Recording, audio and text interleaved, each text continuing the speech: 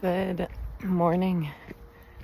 It is somewhere after 7 on Sunday morning of a beautiful holiday weekend. And I've spent a lot of time with my kids and it's been a lot of fun. We've done the river 2 days in a row. They've got to hang out with their friends and have some autonomy. It's so fun being in a neighborhood where they can run and do things without me hovering. Such a beautiful thing. Yeah. And they're loving it. You can see the freedom in their eyes, and it's such a beautiful thing. So,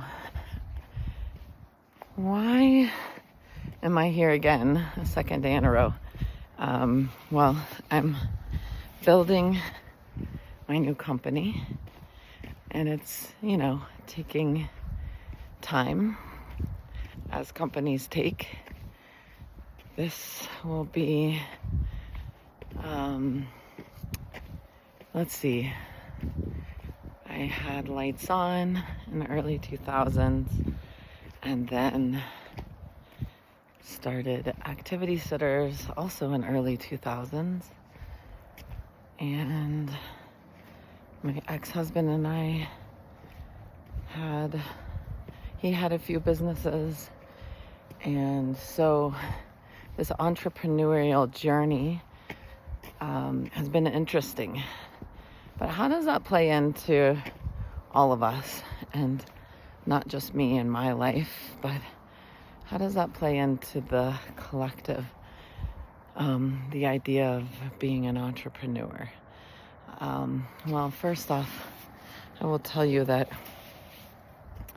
being an entrepreneur is a lot. If you've done it, you know what I mean. There's a lot of trust. There's a lot of risk. There is, calculated risks, hopefully. And there's a lot of energy that goes into it. So I'm contemplating, what do I do in these steps forward in September, starting a new company. And I think that, I know that what I'm hearing all around me is more and more people seeing their own gifts and expanding them.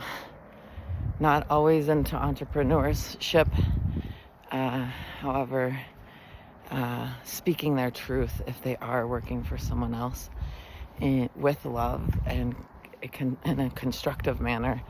It's going to guide them and their coworkers and the people in charge into a better path for the company. So first, I'm just gonna show you. It doesn't always show up as beautifully on the phone as it does with my eyes, but it's a really pretty view. So how do we show up like that? How do we improve our surroundings?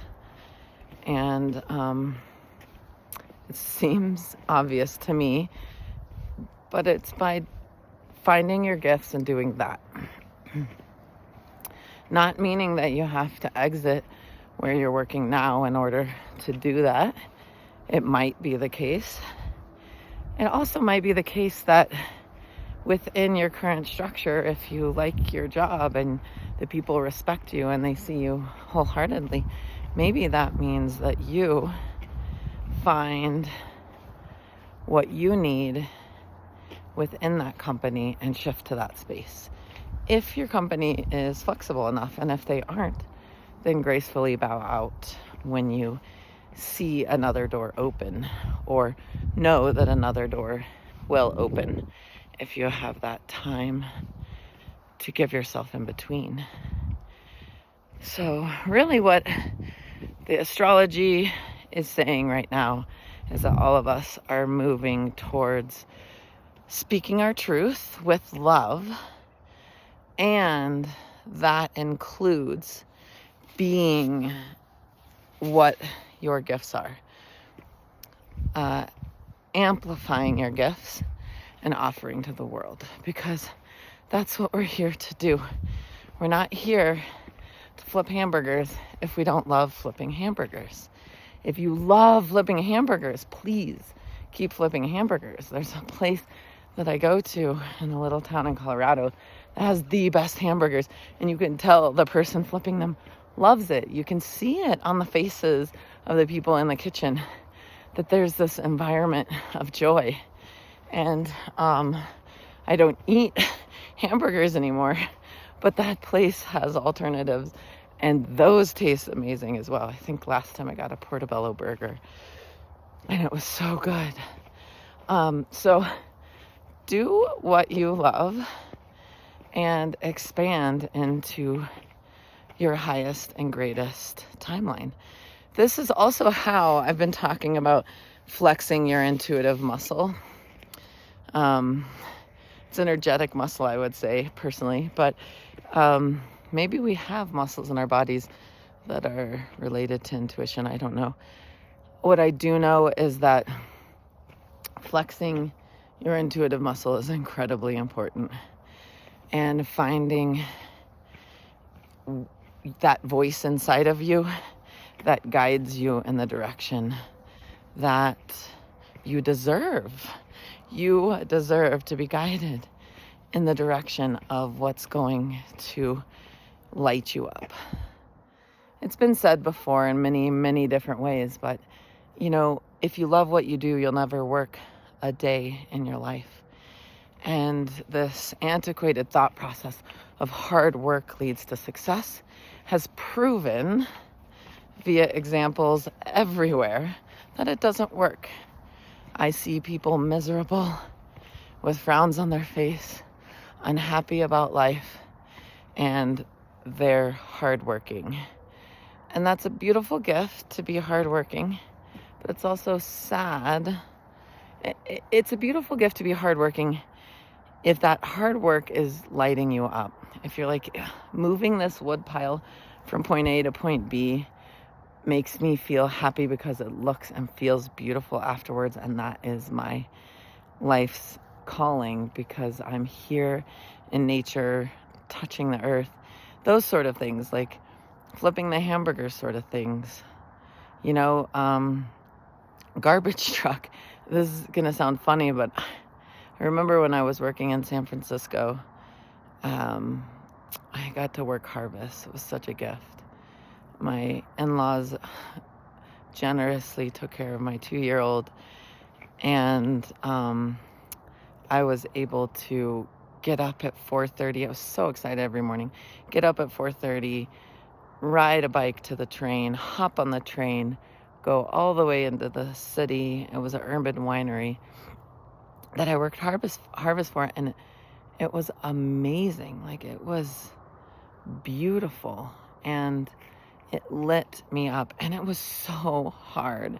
I was sweating, I was stinking, I had rain boots, I wore my dirty, yucky, stinky clothes. Like, I smelled bad by midday, but it was so amazing, and the 2 people I was working with were awesome, and the results we had each day, just looking at the grapes and seeing what they were doing and watching the chemistry and seeing the love that the winemaker, it was one guy, his assistant, and myself, like, just seeing the passion and love that was there lit me up. And that was hard work, going towards something I knew was going to be like an experience that I remember forever.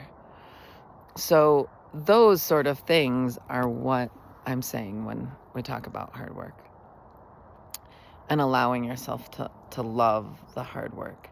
Now, if you wake up in the morning and you gruel the idea of getting out of bed, and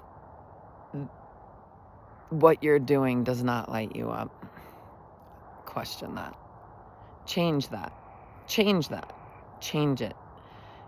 You are the master of your universe. Even if working at the gas station is going to make you happier than whatever career you're in. We hear this happening all the time. Corporate executives giving up a big job for something that pays half as much, or even an entrepreneurial venture, because they're unhappy.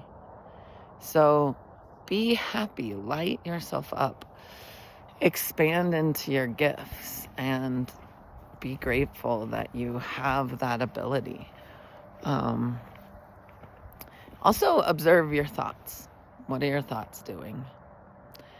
And when your thoughts get contractive and fearful and anxious around a topic, observe that.